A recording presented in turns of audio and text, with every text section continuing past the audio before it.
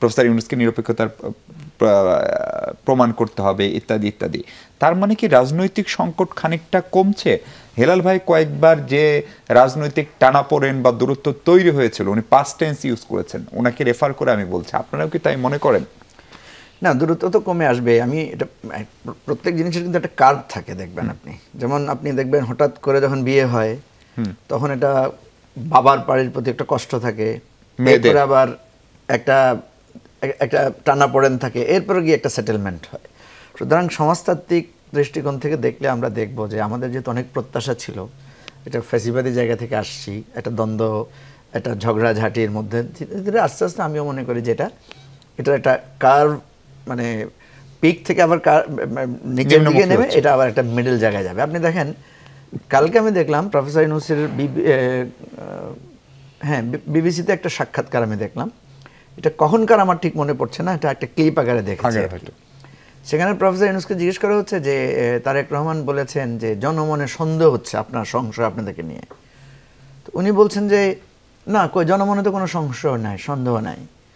উনার মনেও সন্দেহ আছে কিনা, সংশয় আছে কিনা সেটা উনি বলতে পারেন, তবে যখন বিএনপির লোকদের সাথে আমরা কথা বলি, ওনারা যখন আমাদের কাছে, ওনারা তো সেটা বলেন না।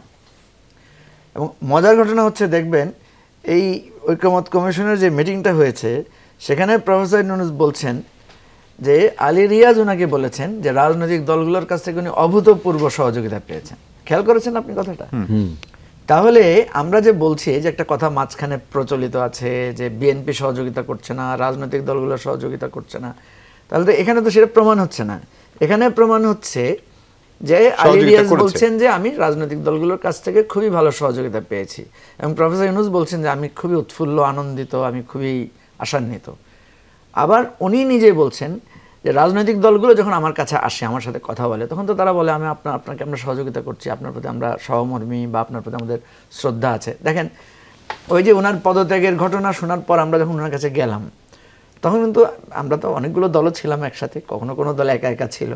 তো সেখানেও আসলেই সত্য আমরা দেখলাম যে রাজনৈতিক দলগুলো সব বলার পরেও, সমালোচনা ইত্যাদি বলার পরেও লাস্টে গিয়ে বলছে যে আমরা চাই আপনি থাকেন, আপনি থেকে এটা সমাধান করেন, আপনি না থাকলে আপনি চলে যেতে পারবেন না। কেউ কেউ বলেছেন না, আপনার যাওয়ার কোনো উপায় নাই, আপনাকে এটা সলভ করতে হবে।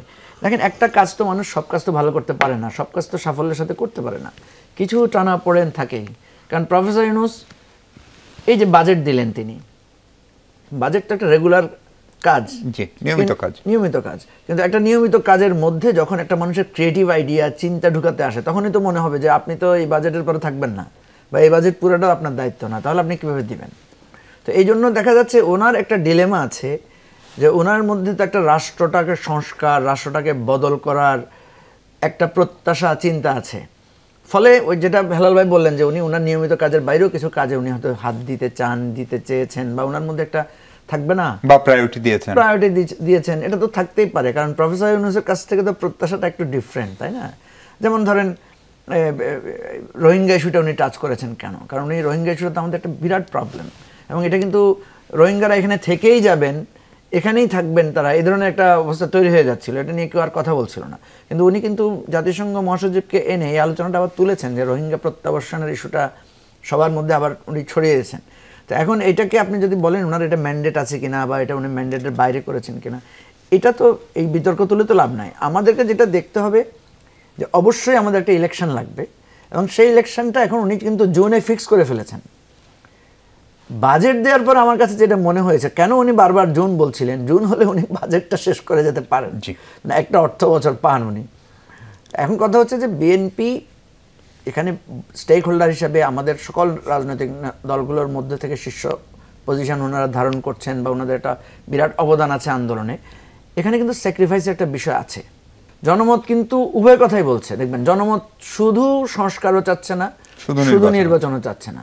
জনমত এবং প্রত্যেকটা দল, বিএনপিও দেখবেন পাবলিকলি গেলে তারা বলে না আমরা সংস্কার চাই, আমরাও বিচার চাই, আমরাও নির্বাচন চাই। সুতরাং এই জনমতের আলোকে আমরা একটু স্যাক্রিফাইস করলেই তো সমস্যাটা সমাধান হয়।